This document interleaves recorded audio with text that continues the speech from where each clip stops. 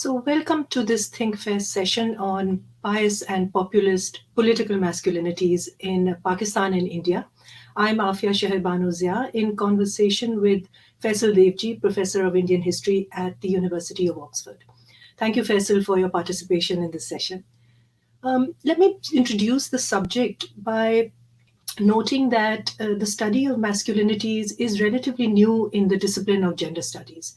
And the broad understanding of it is that manhood or manliness is defined by social and religious and political institutions and by gendered and sexual and class relations, by state elites and by globalization, and that it is reflected in cultural representation and in security paradigms.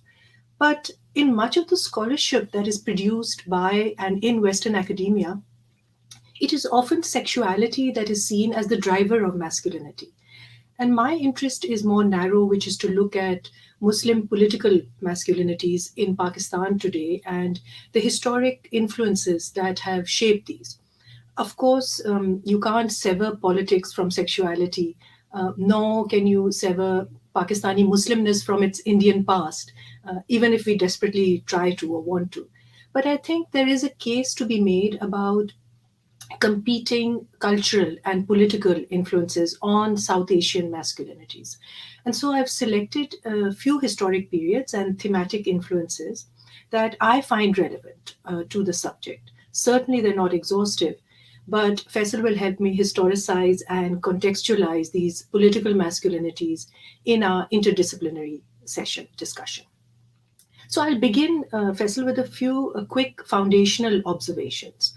On the concept of ideal Muslim masculinity, the little scholarship that there is makes an important distinction between Muslim and Islamic masculinities.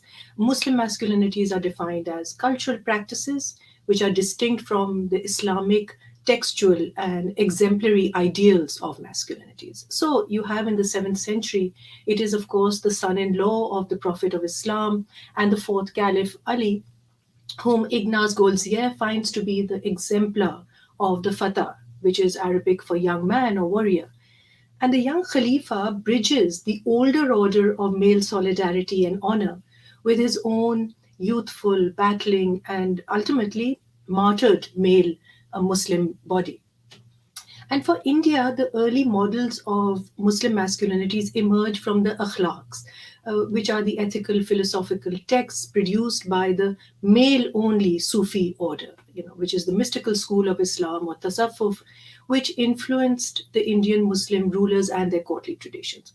And so between the 11th and 15th centuries, the influence of these ethicists, whether they are Al-Ghazali, Ibn Arabi, Tusi, Davani, they define masculinity as conflated with professionalism and intellectual endeavor.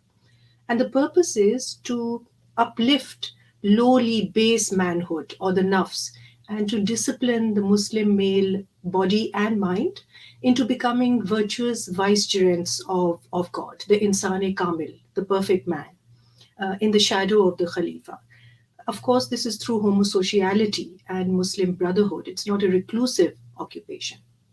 And the akhlaq texts encouraged nobility and emperors to emulate the Insane Kamil. And Lloyd Ridgen traces how the concept of a more hedonistic Arabic masculinity or maruwa is refined by the Sufi classicist Surawardi in Baghdad into the honor codes of Fatuwat and Jawan Mardi. These are prescribed masculine comportments that become institutionalized into brotherhood groups across Greater Persia and Central Asia. So, as this concept of ideal masculinity travels to India, it acquires the spiritual adab of the Persianized young brave man, the Jawan Mard. And this Jawan Mardi is the highest spiritual station. It's a status that is reserved for soldiers, for merchants, and for the Sufis themselves as an honor code. And Jawan Mardi evolves further under the Mughal rulers. I'm not a historian, and I'm sure there is much to be discussed by way of the sibling rivalries between Mughal male progeny and the personalities of Behram Khan and Dara Shikoh and many other models of masculinity. But in terms of ideal political masculinity, this endeavor seems to be best represented in the 17th century ideal masculine figure of the Mirzai, which is then prototyped by Jahangir's and Shah Jahan's imperial servant, Muhammad Baqir Najmussani, who comes to India from Iran as part of their brain drain and talent in some ways.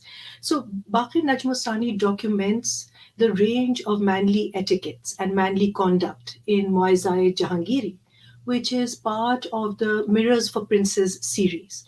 And this contains a lot of details of etiquette, from consumption to costume to the kamarband to gardening, even the palanquin that goes on top of the elephant to ride. These are all parts of courtly masculine traditions, and they're signifiers of the development of early Muslim masculinities. And the works of Rosalind O'Hanlon and Munis Farooqi detail these imperial services. But my interest and point here is that this is a period where manly attributes become institutionalized, they become personified, they become prescriptive. And the list of masculine qualities associated with the Muslim male are quite interesting. For example, hikmat, which is wisdom, sabr, which is patience, iffat, which is self restraint and usually a feminine concept but co opted.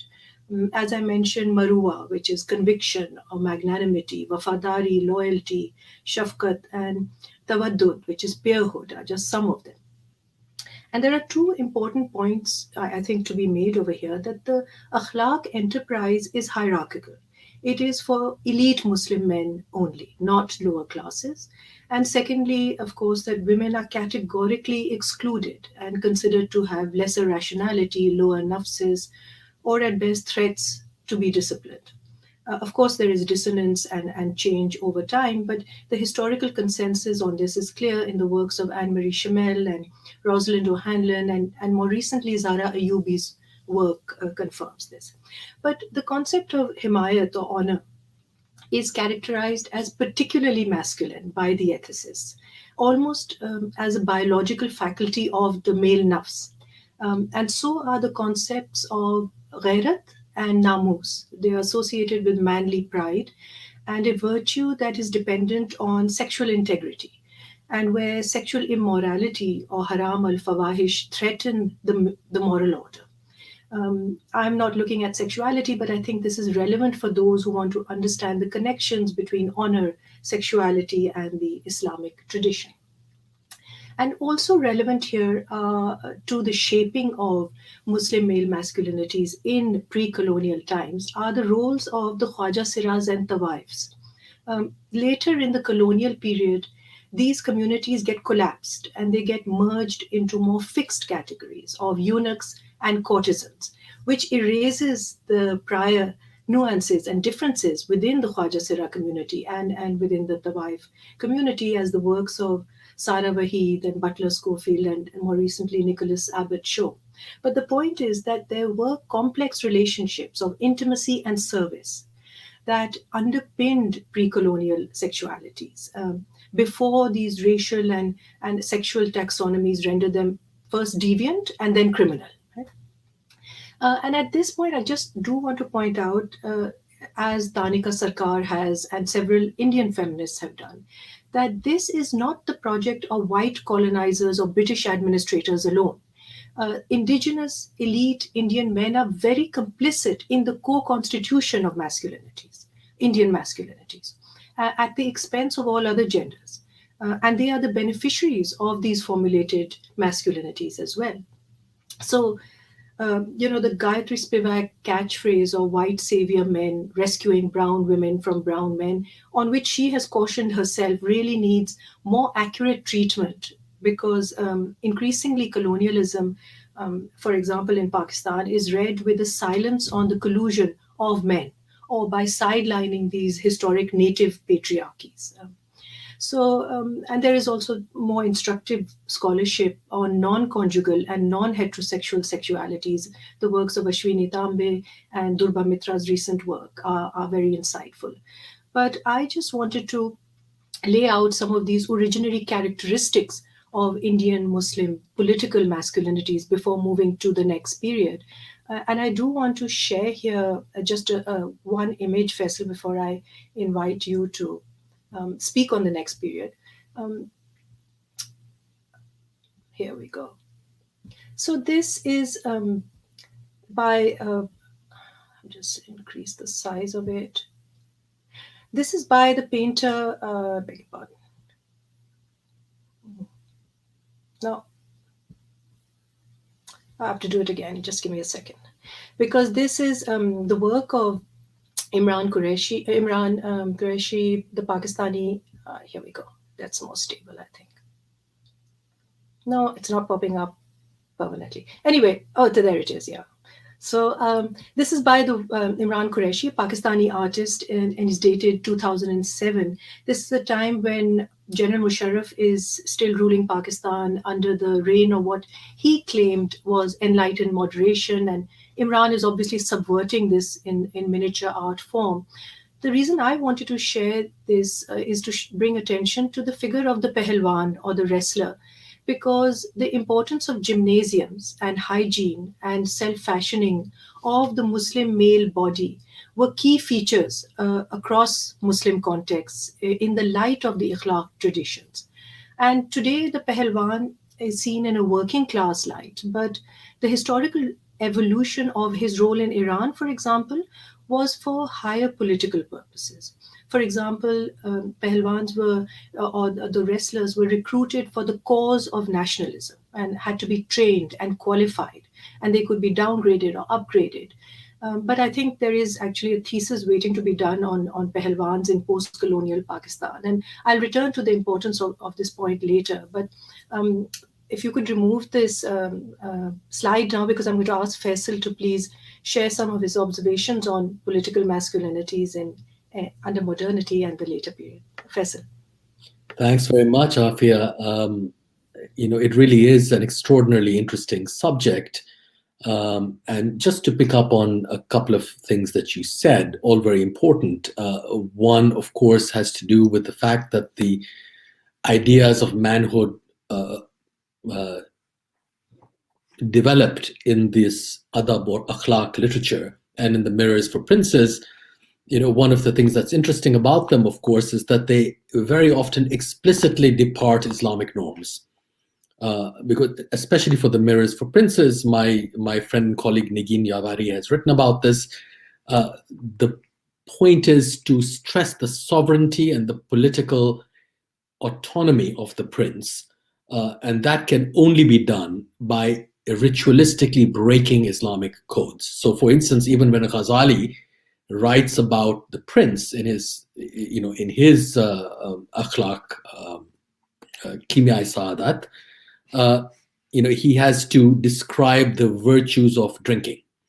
Now, drinking alcohol is something Ghazali you would imagine would be against, but drinking is absolutely crucial for princes because the prince is a sovereign figure, and this is what sovereignty consists of. They have to somehow outmaneuver the authority of Islam or clerical authorities in some manner. The same, of course, has to do, the same is true of women, of the sexual relations with women, and indeed references to history. These mirrors are replete with non-Islamic or pre-Islamic references. Indian often, and Persian, and also Greek to some degree, and Roman to some degree. And these are all ways of, as it were, circumventing purely scripturalist or hadith-based forms of authority. So I think that's interesting, and what is the inheritance of that world of kingship and of politics? What happens to it? I wonder sometimes whether with colonialism you have a kind of wholesale disappearance of this world, and therefore the hegemony, or the would-be hegemony, of purely Islamic norms, which had never held this kind of power in the past. So everything has to be redefined in purely Islamic terms. And you see this happening from the middle of the 19th century. If I were to look at Indian examples, the ways in which a novelist like Nazir Ahmed, Deputy Nazir Ahmed, who of course is well known for writing novels about the reform of Muslim women, but the reform of Muslim women also, of course, entails the reconstruction of Muslim men. And in a novel like Tawbat al-Nasu, he's very interested in doing down the old aristocratic models of manhood or manliness. Whether this has to do with flying kites or running pigeons or drinking alcohol or whatever, all of this has to be run down in order to remake the Muslim home and the Muslim man and the Muslim woman as Muslims without any other points of reference. He even gets his wife to reject the poems of Hafiz and Sadi, which of course were very important for the akhlaq literature, Sadi in particular. So I think that really is very interesting. The other thing you said, Afiya, which I think is fascinating, has to do with rank and status, and how rank and status define gender identities. I just wonder whether it might be possible to say that there is no generic idea of masculine or feminine in the pre-modern period. And these are all, so a kind of the figure of masculinity for a prince, as I said, might well be in part explicitly or self-consciously non-Islamic or extra-Islamic. That for a Sufi would be Islamic, of course, but it would be very different from a servant's or a slave's masculinity. That is not to say that these figures are completely disconnected one from the other, but to show how perhaps it is status or rank that really is definitive in making them thinkable. That you would not expect an aristocrat to display his manliness in the same way as a slave. And the same might be said perhaps for women. So I'm also wondering whether in the second half of the 19th century, perhaps even in the earlier 19th century, there is a change here too. Just as the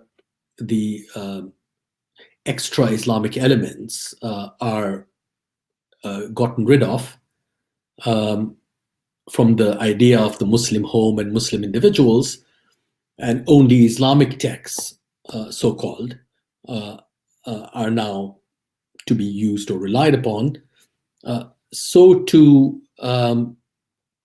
status becomes a kind of huge problem. It's not gotten rid of course, in the sense that status is really and continues to be hugely important, but it seems no longer to possess the kind of legitimacy that it once did. So returning to Nazir Ahmed's novel Tawbat al-Nasu, for instance, he's very, very uncomfortable about the relationship of Nasu, the main figure of the novel, and he has sons and daughters. One of the sons who is consorting with a kind of a young boy or a young man from the bazaar who's not of the same status, who's not Sharif. How do you deal with this? So all those things that had been gotten rid of as the extra-Islamic are, as it were, placed upon the figure of the lower caste or the lower class person. In many ways, they are not properly Islamic, etc., etc.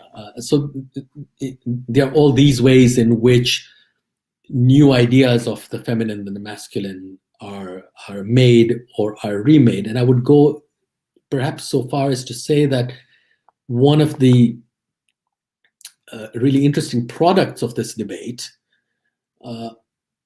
has to do with the making of the Muslim woman, yes. And I've written about this and many others have written about it.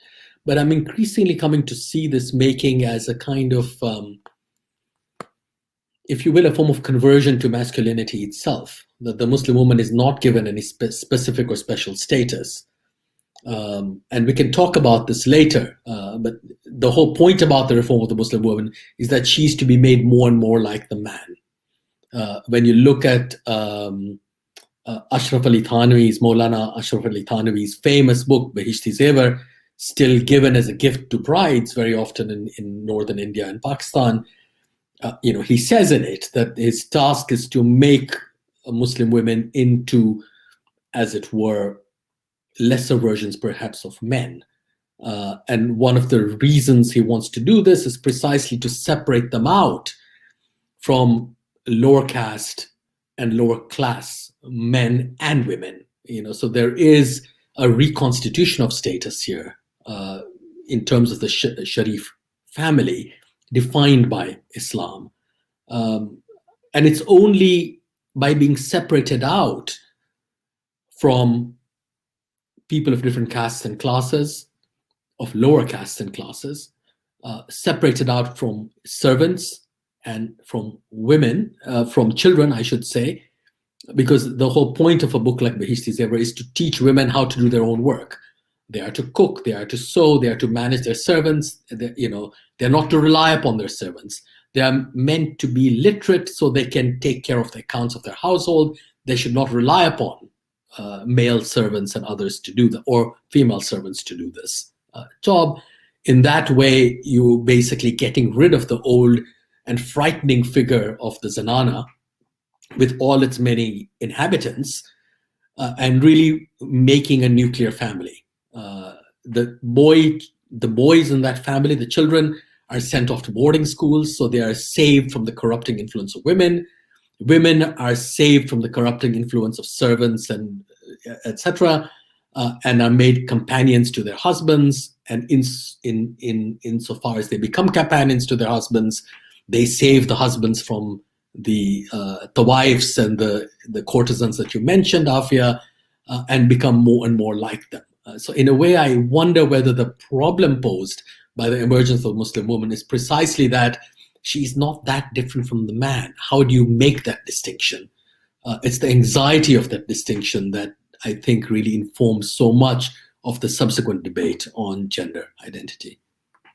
That's absolutely, and that is this idea of construction of identities, gender identities. And because there is considerable work done, as you say, your work dates back to the 1990s, it was sort of pioneering work in that sense, and others, but the focus has been on the female identity and the female gendered the gender construction of that.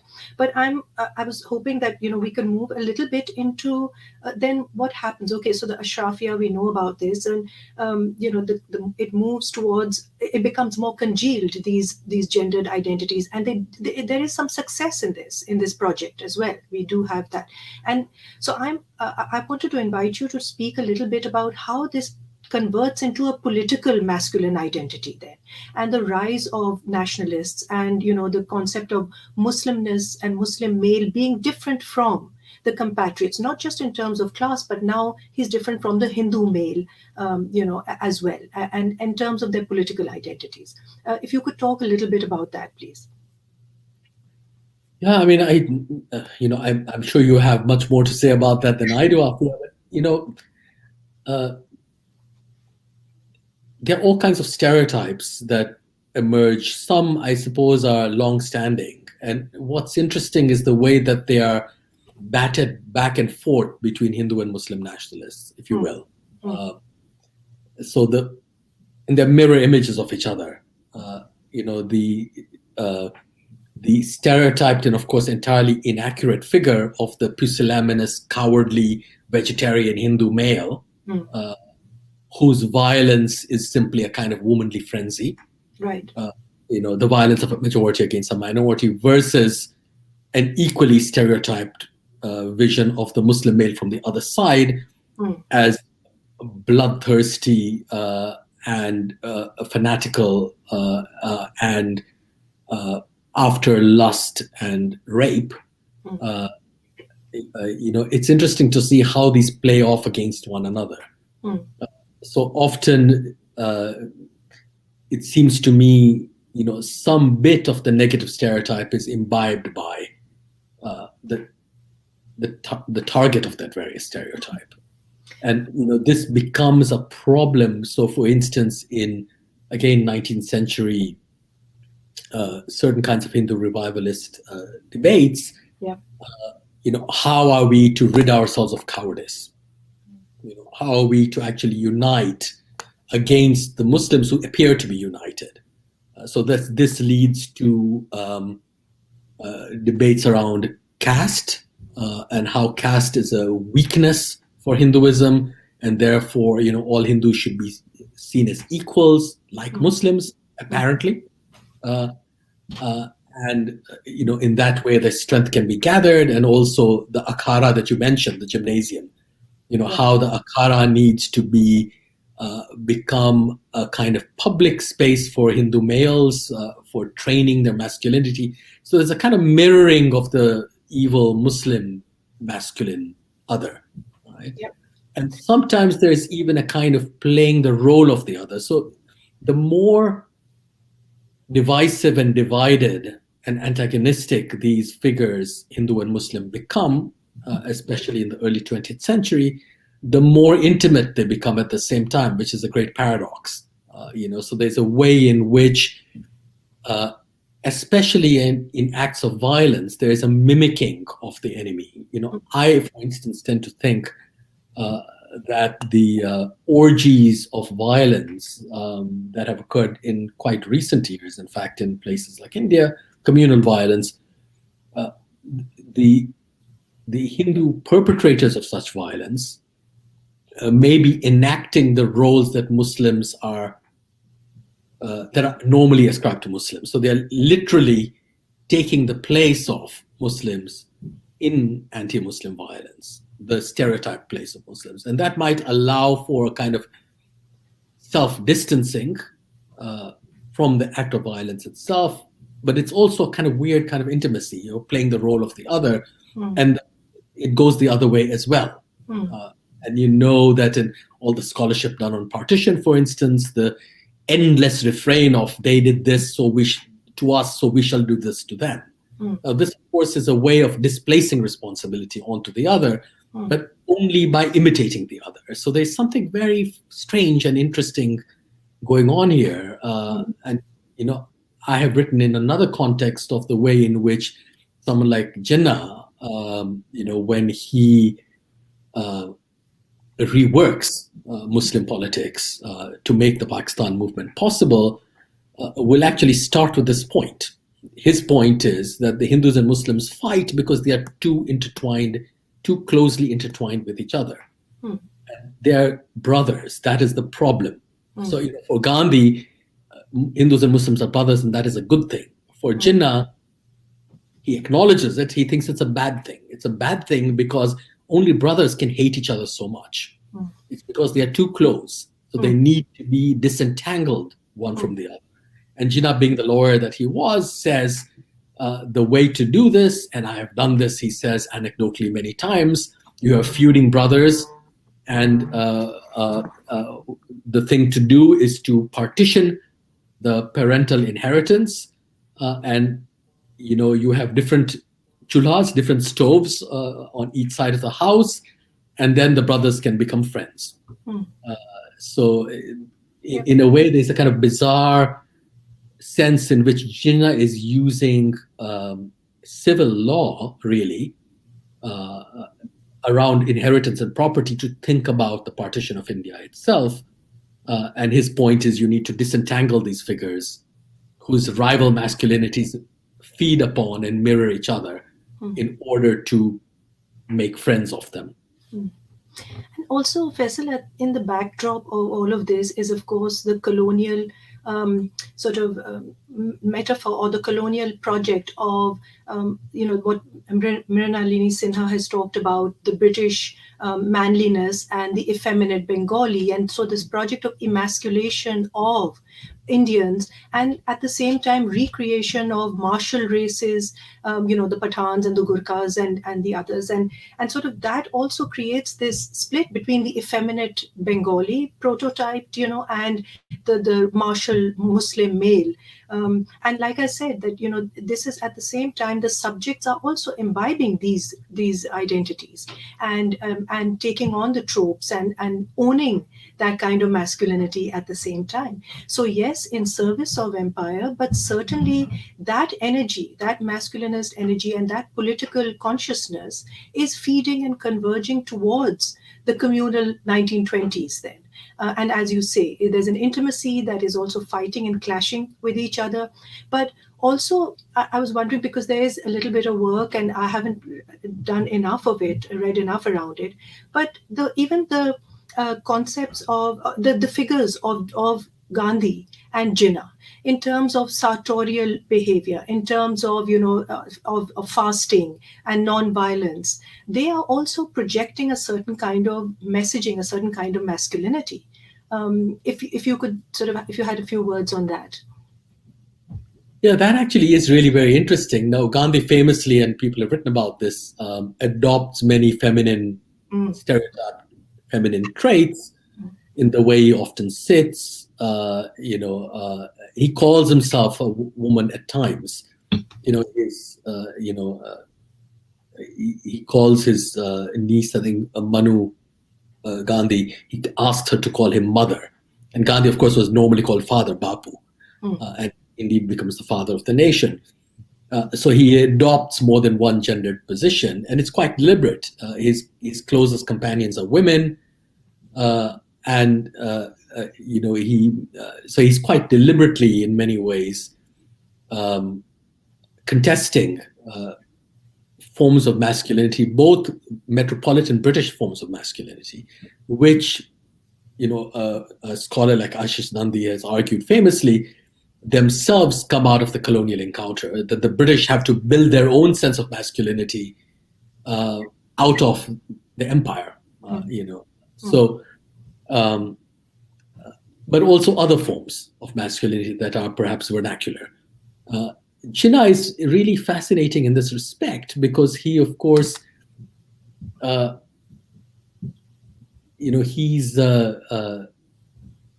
doesn't adopt, feminine traits, not so far as we can see, but he also represents a form of masculinity that is absolutely urbane and non-physical. There's nothing military about him. He is a civilian leader. He dresses like a civilian leader. He doesn't adopt military styles like Subhash Chandra Bose does, for instance, or others. He refuses all of this, even though it is offered him on occasion. The style of kingship or the style of a kind of military or martial figure, anglicized and urbane. So it's a particular kind of sophisticated manliness that he represents. What I find interesting is that, like Gandhi, after a certain point, it is a form of masculinity that is celibate. Exactly. So in that sense, quite Indic, where masculinity is often, in a certain tradition, tied to celibacy. The fact that this is true, particularly of Hindu nationalism. So members of the RSS are not meant to marry. Yeah. They're meant to be celibate forever. The current Indian Prime Minister is one instance, right? And masculine force resides in celibacy, not in the kind of traditional princely characteristic of a bevy of wives or whatever. So that I find quite interesting about Jinnah. He doesn't fit into any one mold. He's accompanied always by his sister, so there is a feminine element there. Right. And she's always there. It's very interesting how in this period, so many Indian leaders, Nehru, of course, after his wife dies, also does not marry, does not remarry. He's rumored to have relations with women other women, but he's accompanied by, either he's one of his sisters or his daughter, Vallabhbhai Patel. Similarly, a widower accompanied by his daughter, Maniben. So, many of the major figures here are either like Gandhi, explicitly celibate, or like Jinnah or Nehru or Patel, are widowers but nevertheless have female companions who are relatives of various kinds, and who often themselves do not marry. So that's interesting that the women also have to be celibate. See that I feel that this is the period when this concept of celibacy and the kind of a celibate masculinity of the Hindu figure and the Hindu leadership, and then you have excess masculinity in terms of the tropes that are developing with regard to Muslims, because in the 1920s, particularly on the sort of the blasphemous pamphlets and all of those tropes are revisited and reinforced over there, that Muslims are excessively, overly sexualized, hypersexualized. That trope is not a new one. It dates back to that period. And a lot of some of the things that you flagged are cues for the post-colonial period, and we can see these things being revisited now. So I'm going to, if it's okay, I'm going to share with you some of these, how they travel into post-colonial Pakistan and India now. So, if I can just get the next slide, I just wanted to show this and sort of sum it up in slide form. Can we get the second slide up, please? The second,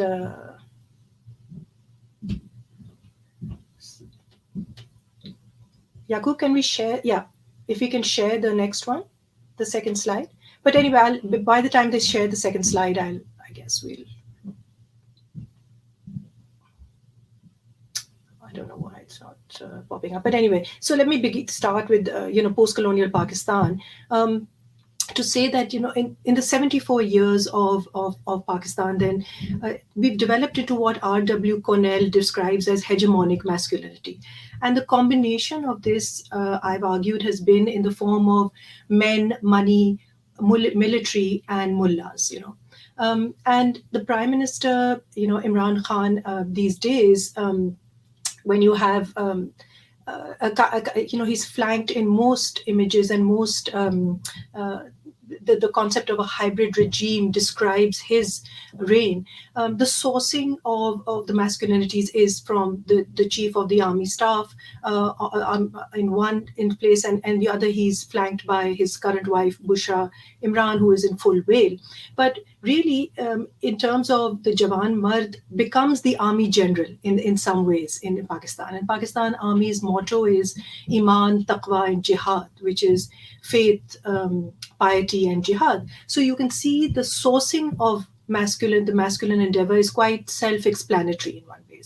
Imran Khan and other leadership in terms of the Punjabi man steers a political masculinity and leadership via patronage politics and education policies, Islamic laws, and the whole social engineering takes place.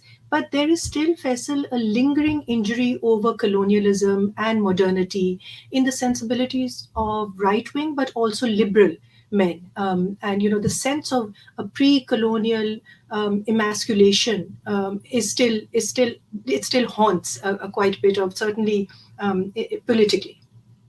We also see in this period the kind of Sunnification of political Islam. You have, Maududi, whom we haven't discussed, but in terms of post-colonial Pakistan in the Jamaat-e-Islami, who's being reinvented and rediscovered now in a lot of post-secular scholarship, and the concept of the minority and majority status and sort of who's responsible for that and how has this been created within Pakistan now, which is all Muslim, but we have our own sort of minority-majority dynamics there. And I think that even if we argue over that, what's clear is that the casting of the Ahmadi man as an imposter, in terms of his masculinity, regardless of his qualifications, sort of peaked when, 2 years ago, when Atif Mia, who is the renowned Princeton University economist, was removed from Imran Khan's Economic Advisory Council due to religious pressure by the Barelvi, sort of TLP pressure.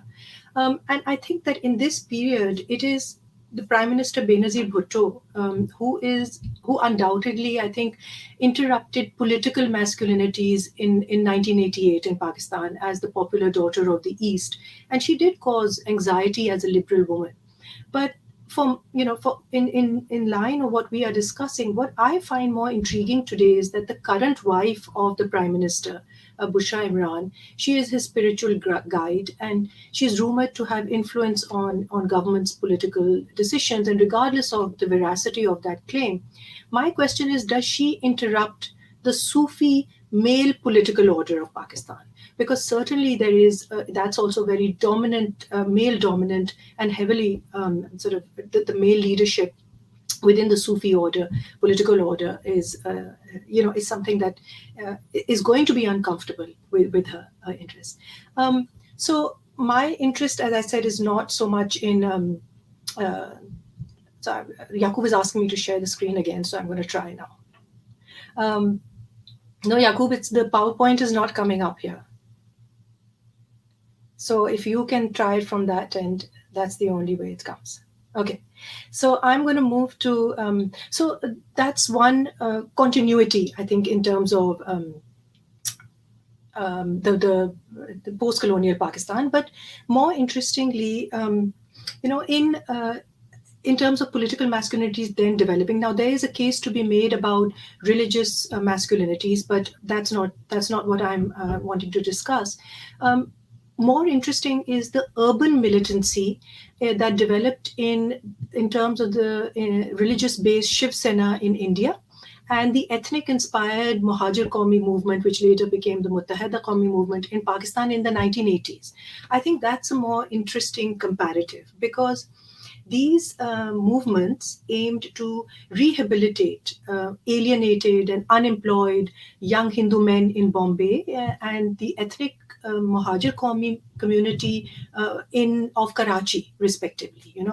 And both these movements in the 1980s are thriving on this violence and a show of armed power, and this violence was the rite of passage to manhood, as Nicola Khan points out, right, for both of them. And they depend on a show of armed power. And this armed power graduates from using sticks to guns to Kalashnikovs in Karachi. The important thing over here is that these macho young men, they resort to violence, they get recognition, not just recognition and respect in their communities, but from their patriarchal leaders. Bal Thackeray is the charismatic supremo of the Shiv Sena, and Altaf Hussain is very much the surrogate father to these young men, Muhajir men.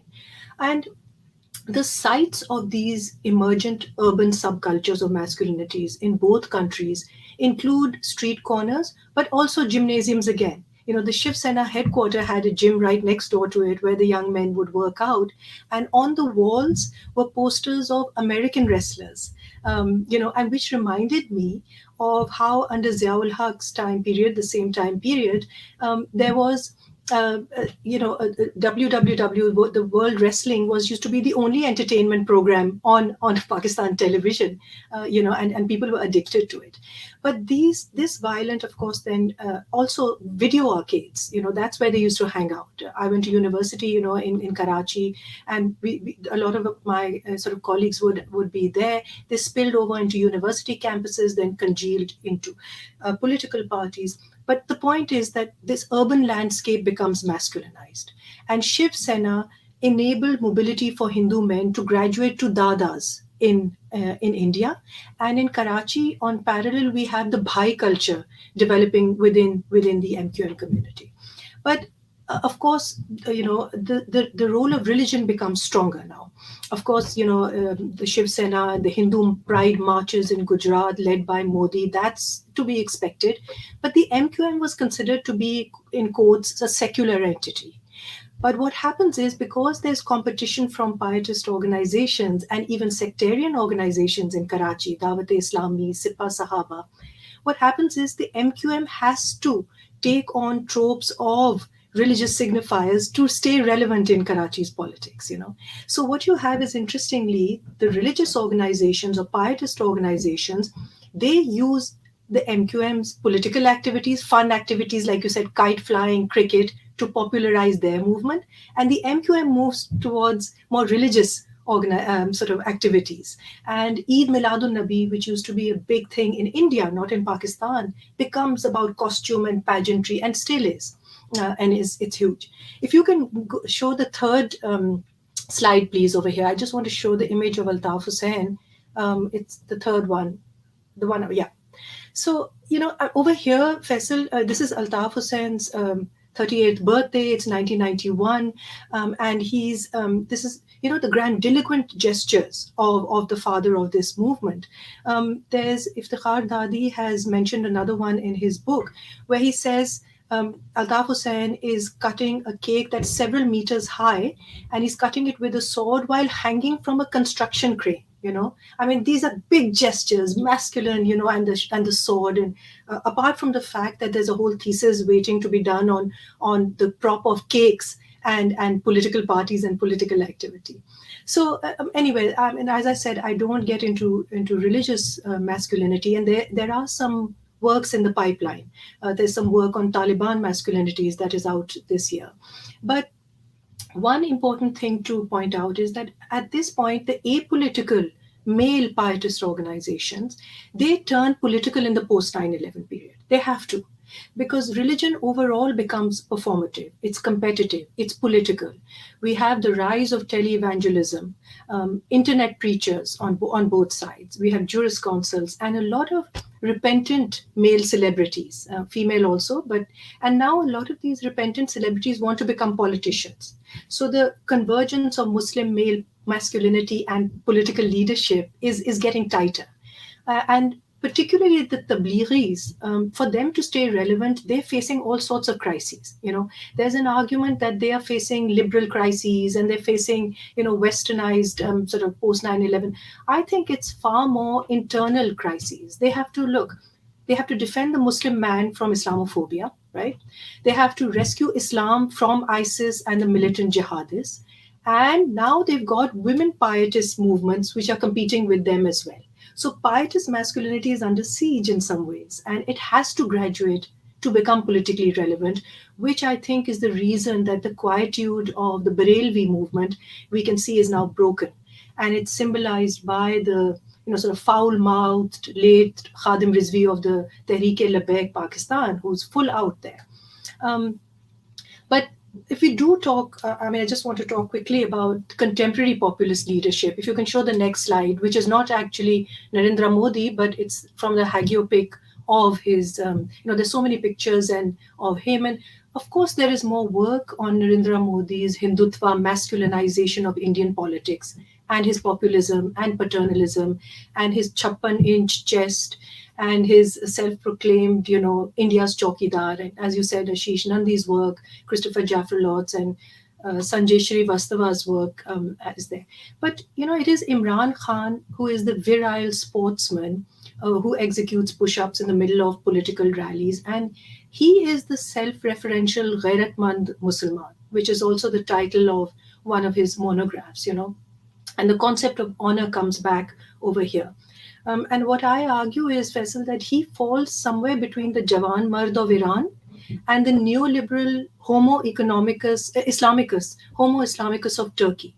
And the Homo Islamicus is this Muslim leader and neoliberal subject who abides by Muslim virtue, and he utilizes his entrepreneurial skills and leadership in the spirit of Islam. And when you compare the populist masculinities of both Modi and Khan, there are, of course, lots of similarities. I'll just list a few very quickly. See, they both task themselves to rescue the nations from moral crisis, from the opposition, from corrupt elites, right? They both invoke religious folklore and piety. Modi asks Indians to watch Mahabharata to whip up nationalism. Imran Khan asks Pakistani to watch Ertugrul to inspire, Islamic nationalism. They both have celebrities sponsoring them, and they both celebritize politics also. They both rely on pseudosciences. They're both popular with diaspora, and they value them as their constituency. They both depend on social media, to politic via social media and trolling teams. And rhetorically, they both reject westernized influences, education system, books, even TikTok, but they enthusiastically apply colonial laws of, sedition and censorship and defamation and Section 144. They also both emasculate their rivals, through gendered slurs and insults. Modi has called um, Sonia Gandhi a Jersey cow and Rahul Gandhi, a bachra. Imran Khan has mocked Bilawal Bhutto as a sahiba and called Maryam Nawaz, a nani. They both reject pluralism and the multi-party system of democracy. Khan has recently claimed that he is democracy. For them, adversaries are enemies and elections are wars. But most interesting in under their governance, Faisal, is that there is now cross-border social media chatter between the armed forces of both countries, or at least their proxies, their proxy trolls.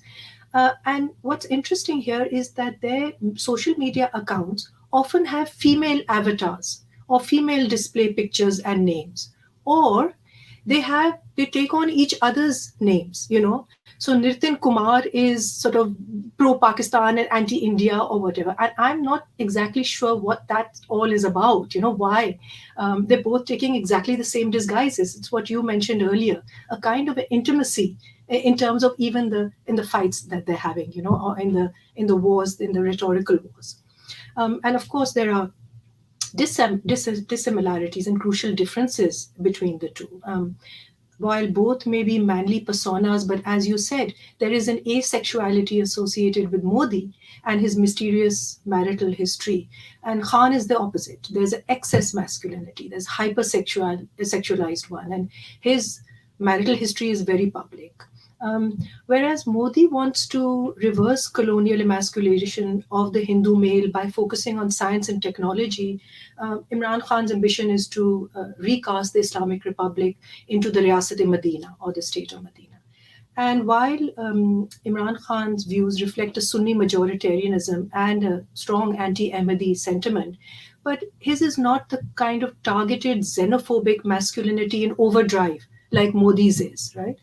And lastly, of course, Khan is managed by the Pakistan military, or the hybrid regime, and he's overshadowed by the army leadership, whereas Modi responds to all crises individually.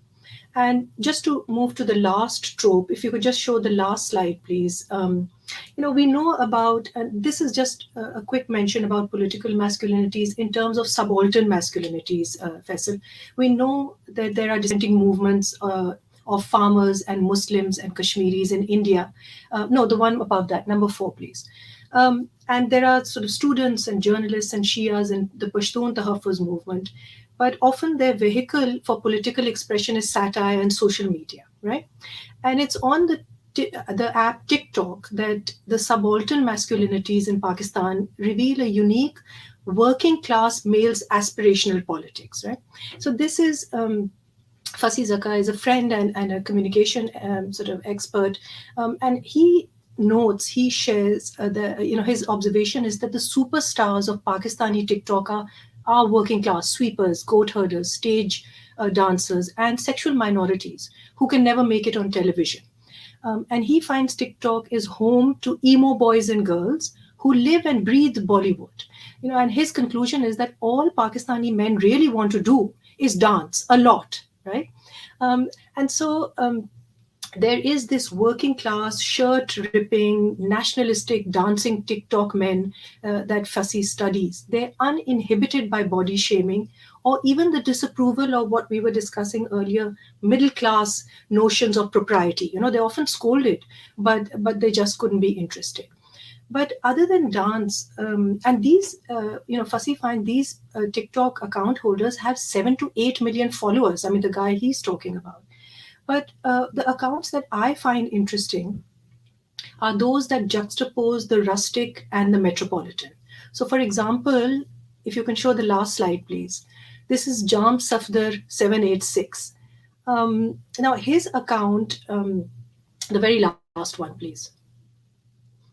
So I don't know if you can see this, but his account sort of also carries the hashtag Stand with Kashmir, right? It's quite interesting.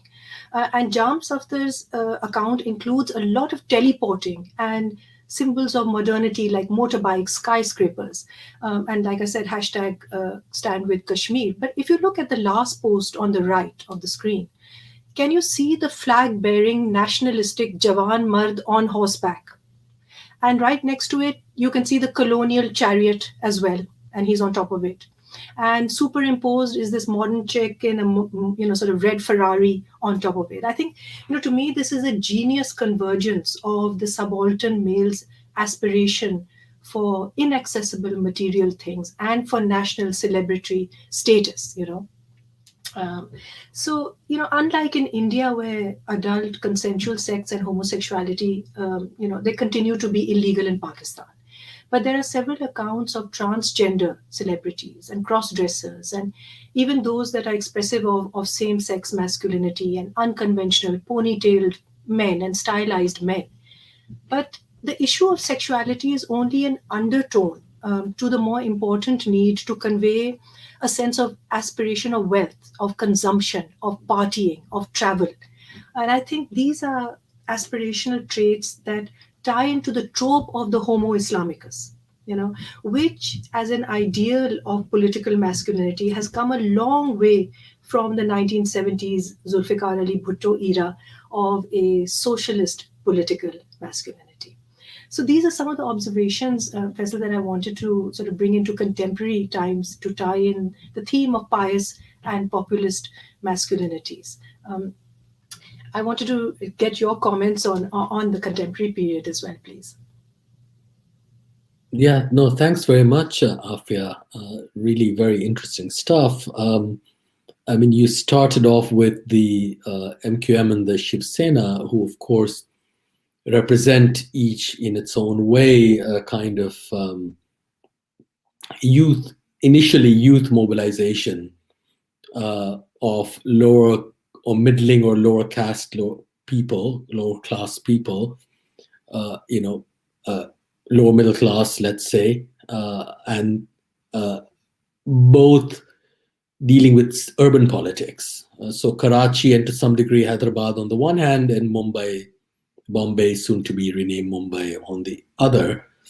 But they bring into those new urban locales in these cities, which are colonial cities, which have no pre-colonial past, the forms, as you acknowledged, of bonding and masculinity, like the Akara, that are actually from other parts of pre-colonial North India and what is today Pakistan, and they've been used in the past for kind of highly mobile sets of people, whether religious groups of dervishes or sadhus or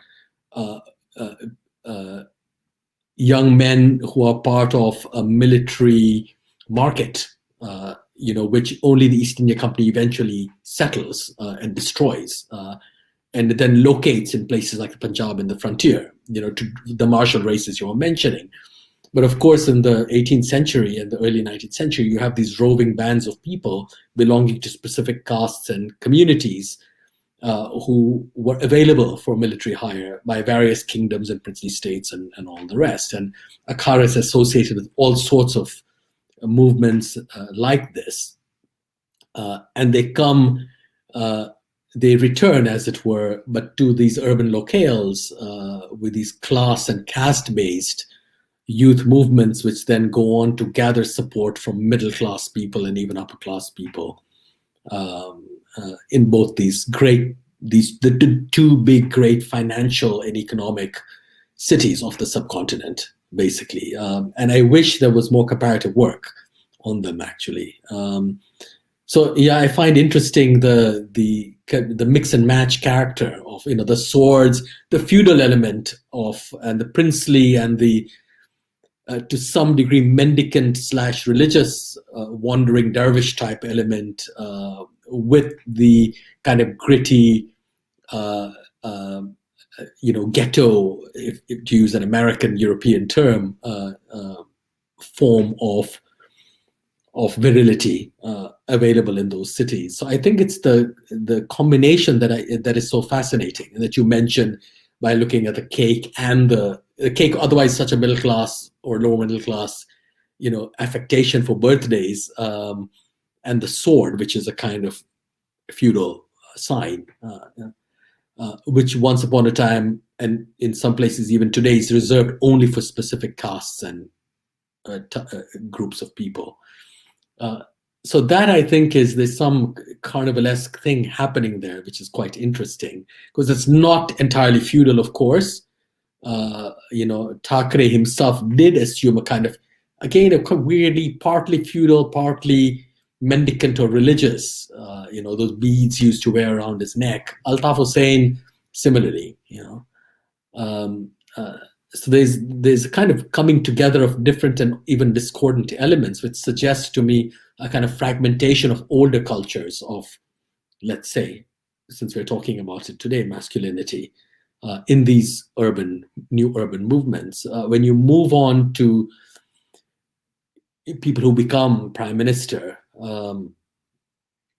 that is interesting, because the comparisons are much more striking than differences, as you note. It's true that the figure of the celibate leader, remains an important one in India, and this is not true of Pakistan. Even though the wife or wives of the current prime minister have received more attention than the wives of previous ones. I can't think of a previous one who's had, whose spouse has been so much in the news and at the forefront. Nevertheless, I mean, South Asia is an interesting place, because it combines the most extreme forms of gender violence, violence against women, including before they're born, right, feticide, with high visibility, political visibility of women. That goes into Iran and it stops. It's not true of the Arab world. I can only think of Hanan Ashrawi in the West Bank, in the Palestinian occupied territories. And of course, Israel, which is a different story. But it's really a kind of very interesting region in that respect, that the high symbolic, even political charge of women is not matched by any friendliness towards women otherwise. In fact, it goes along with astounding amounts of violence. And in this sense, Pakistan and North India are part of the same ecosystem, the same cultural, social ecosystem. There is almost no difference. There is some difference. I don't know if it's true in Pakistan, for instance, what happens in parts of northern India, where because of selective abortion, or feticide of female fetuses, you don't have enough women around, so you need to bring in women from other parts of the country and other castes. That's the important thing, to marry men in northern India to produce male children, and then these women are sent back. They're not actually absorbed within these societies. So it's a bizarre. I don't think that is happening in Pakistan, but I could be mistaken. So there are all of these similarities and differences. I suppose, it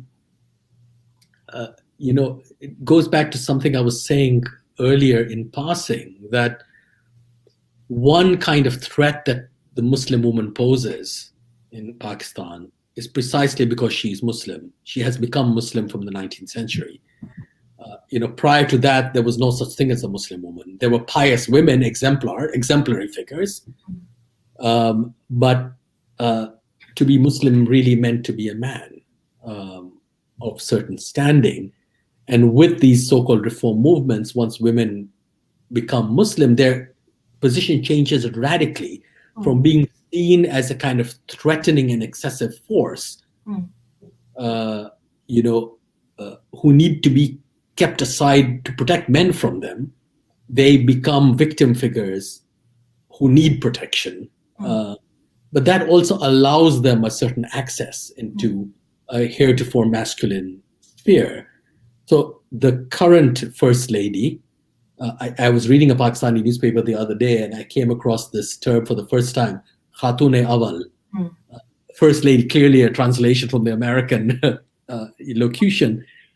So the current Khatun-e-Awal, is visible as a religious figure.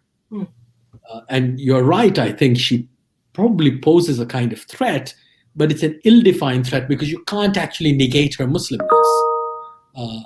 And I suppose it's true that the kind of Sufi element and the, as it were, partly Barelvi element in her persona is fascinating precisely because the Imran Khan prime ministership has coincided with, at least, and for the moment, the victory of the Barelvis in the public life of Islam in Pakistan, a site that had been for so long dominated by Deobandis. And it's through the figure of the Prophet, etc., that this is happening, but also of saintly figures as she illustrates. So I think it's a really, along with these piety movements among women that you also mentioned, in some senses, the Muslim movement has trespassed too close to the norm. I would even go so far as to suggest that today it is the woman who represents Islam more ideally than the man in some fashion. Precisely because, especially the veiled woman, self-presents as a generic figure. There is no particularity, there is no discernible particularity there. She's completely marked by her presentation. And as I suggested earlier, I think it's precisely because it is almost impossible to make a distinction between the pious man and the pious woman now, that sartorial appearances become so important.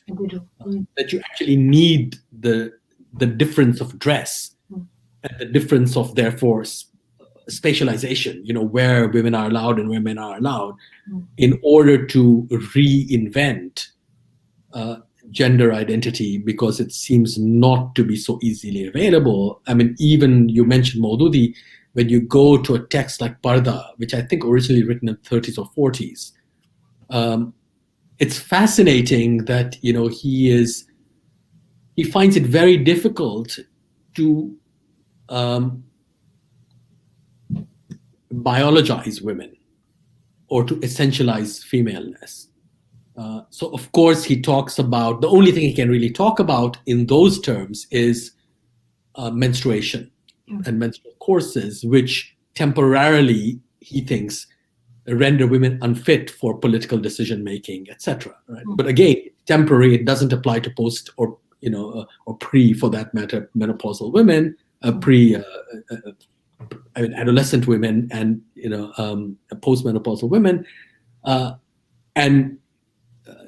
so it cannot really be seen as a form of biological essentialism. So this I find really interesting. How masculinity and femininity, it goes back to the slides you were showing, now come to reside increasingly in attire, in self-presentation, in consumption, in all of those things. And these are things that are not simply add-ons to some biological essence. They replace that. There is no biological essence that defines these gender types. So they must be defined in other ways. And I think the anxiety is produced precisely because women have become Muslim or can become Muslim. So it's all too easy to face away from them and look at as it were bad women instead. But even the bad women surely symbolize or signify nothing more than the possibility of good women, with whom they are, of course, always contrasted. So, sorry, a set of disjointed reflections from what you have said. But I think, these are all sort of important. I think because we focus so much on women leaders and women as political leaders, as you mentioned, there's very little work done, for example, on Asif Zardari, who was also a spouse but was the president of the country, and his masculinity. And somebody's asked a question about Bilawal, where would you place him? Because he's mild mannered, considered more because he's liberal, mild mannered, you immediately become effeminized, an easy target for to become feminized. And of course, what we haven't discussed, and which also needs to be paged in, is the whole revisitation of 1971 and how Pakistan looks at the Bangladeshi man, and how they are treated and effeminized or considered to be permanently treacherous. It's a very feminized. So I think those tropes are there. I just find that there's far less work done on masculinity per se when it's oozing out of sort of everywhere, particularly in such hyper masculinized forms as we see today between the leaders. But certainly it's always defined and refined against the Muslim woman, as you say, and for her to be constructed first and accepted first, and then and you're absolutely right that these things have to be performed now, which is why social media and TikTok and it's become a kind of an equal opportunity gender definer as well, but also a space and a site to challenge the prescribed forms that we saw in the pre-colonial times. And there was so much effort by the akhlaqs to formulate masculinities and formulate gender identities that it's all up for grabs in many ways, to be redefined. So I think, Yaqub has reminded me that we've gone over the time, and I think obviously it's spilling over. To streamline where masculinity and politics and sexuality and the lines are blurry. But I think there's a lot of work that needs to be done and can be done over here, and I hope you will be in conversation with us again over this in the future. Thank you, Faisal. Thanks very much. Thanks, Afiya.